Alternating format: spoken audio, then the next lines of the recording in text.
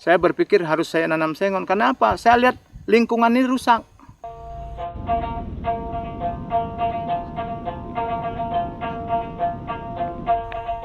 Kayunya habis ditebang orang.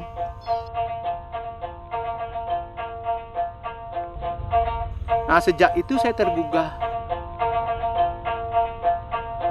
Dalam hati sanubari saya, alangkah sedihnya Pulau Bangka ini kalau dibeginin terus. Nambah lama, nambah rusak. Ya tambang ini cuma dikarenakan terpaksa aja.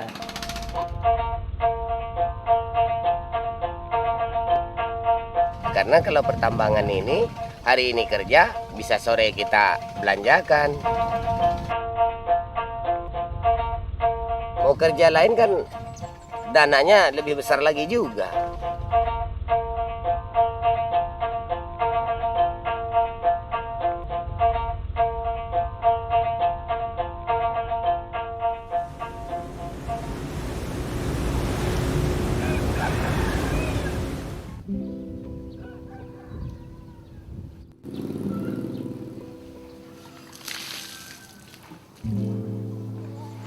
Nah inilah batunya yang jadi kurang lebih sudah bertambang ini ya, kurang lebih sudah mau 8 tahun ini.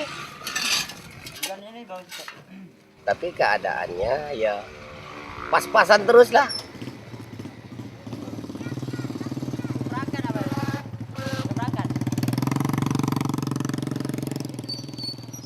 Ya, kadang-kadang dapat, kadang-kadang pas-pasan, kadang-kadang terutang. Namanya itu tambang.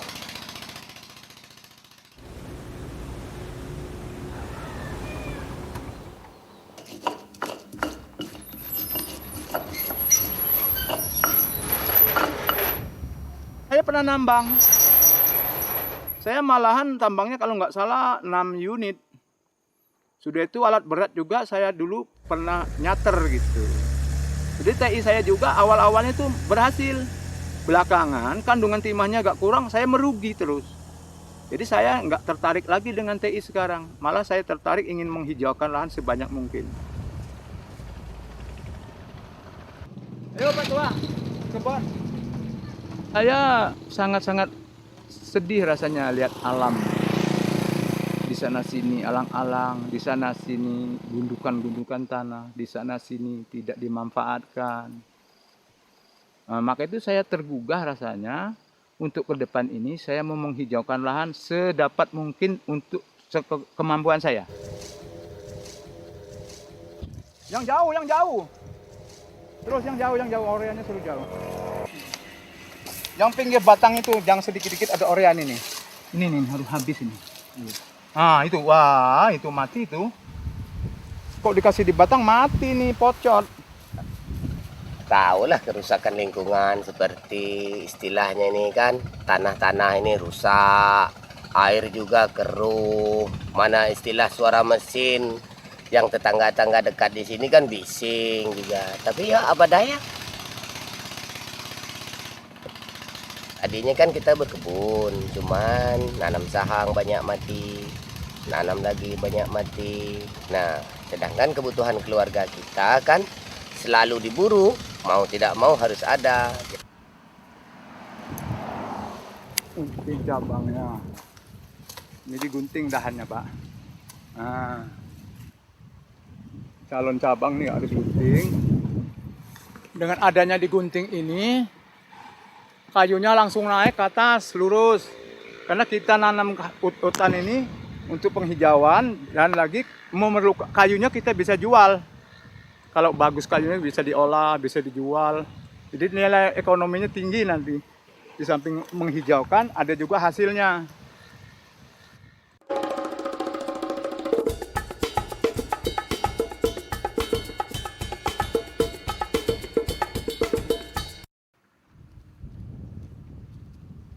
Saya menanam sengon mulai 2005.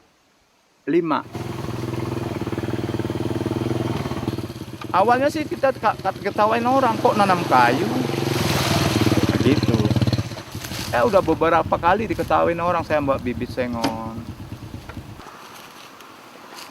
saya nebas belukar, apa itu alang-alang. Saya bersihkan bekas TI saya itu diratain kembali.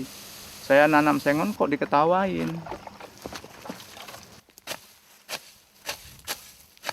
Masalah TI, kalau masalah TI saya itu kurang setuju. Karena di samping sekarang kandungan timah di Pulau Bangka ini sudah menurun. Sudah banyak dieksploitasi dari zaman Belanda dulu sampai sekarang. Sekarang sejak dibebaskan untuk masyarakat, lini mana aja, hutan mana aja, udah dikedukin semua, digundulin semua, dirusak semua. Dengan hasil yang sesaat, belum tentu turun ke anak cucu.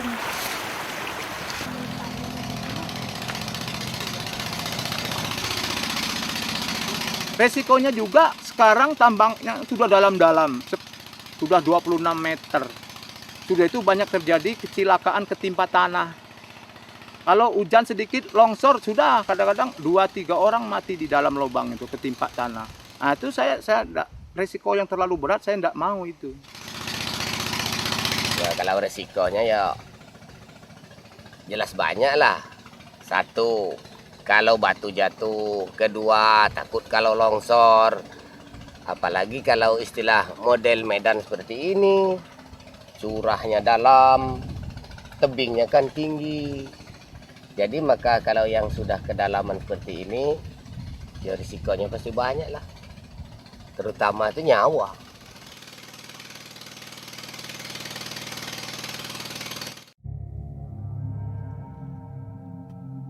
Empat ekor.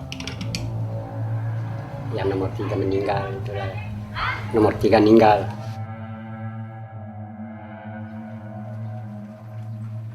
Meninggalnya di lubang cemuk itu di Pulau Tinggi.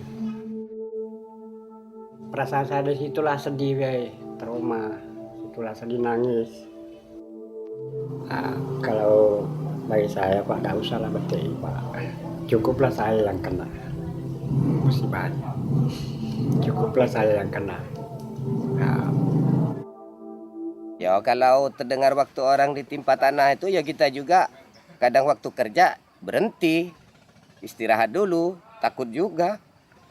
Nah yang papan itu kan ditunjang biar kayu ini kan ada gerak, jadi walau tanah tidak bisa gerak juga.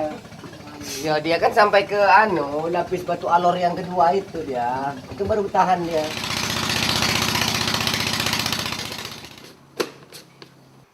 Bilang, awas Pak, kataku. Kalau kerja tuh hati-hati, sebelum kerja tuh tanah-tanah diperiksa dulu kan.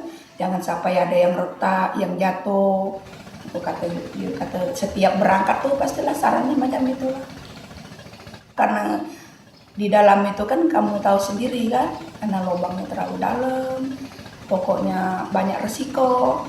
Jadi ya terpaksa lah, itulah yang aku bilang tadi, cuma hanya bisa berdoa di rumah. Badan aku itu di rumah, tapi pikiran tuh ke TI, di tambang timah lah. Ya pokoknya kalau kita sudah masuk tambang ini pasrah, pulang nanti masih hidup atau mati. Nah yang kita sayangkan macam manalah akhirnya nasib keluarga kita, seumpama kita tertimbun tanah.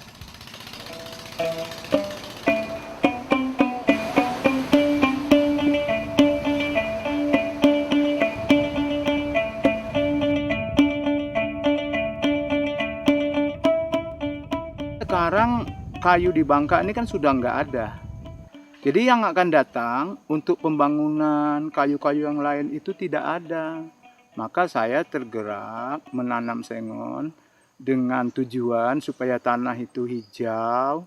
Kedua kali nilai ekonominya sangat tinggi. Alhamdulillah setelah kami coba, pertumbuhannya sengonnya lumayan bagus tanah Bangka. Tadinya lahan kritis begitu jelek. Kok sengonnya masih bertumbuh bagus, berarti cocok dengan lahan kami di sini.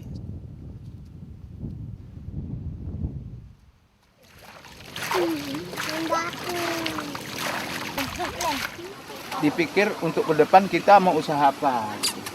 Nah, karena kita melihat dengan mata kepala sendiri bekas-bekas pertambangan timah, kita olah kembali supaya subur kembali dan lagi bisa untuk anak cucu kita nanti ya mau berkebun apa, karena tanahnya sudah direboisasi, sudah hijau. Jadi kita ke depannya malah lebih cerah. Jangan habis gelap timbul, jangan habis terang timbul gelap. Sekarang nih habis gelap timbul terang.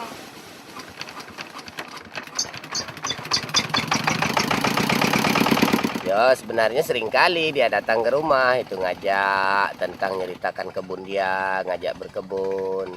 Kita ini bukan tidak mau. Ya itu tadilah berulang-ulang gue bilang masalah dananya. Bukan kita tidak mau. Satu untuk beli lahannya kan mahal sekarang. Mana waktunya juga lama.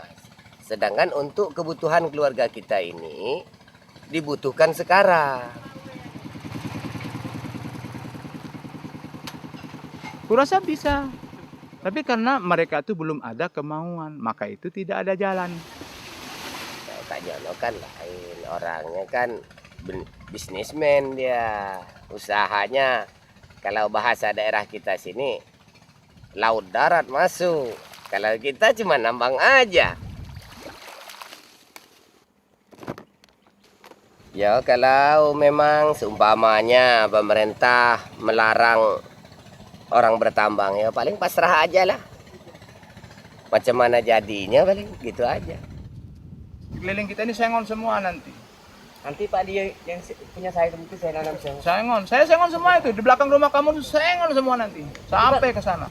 Kalau ini tidak pakai pupuk, biarlah dia, kita tidur dia naik, kita main-main dia naik, kita main buka WTI dia naik. Babi enggak. Babi enggak. Nah, ini masalahnya. Enak.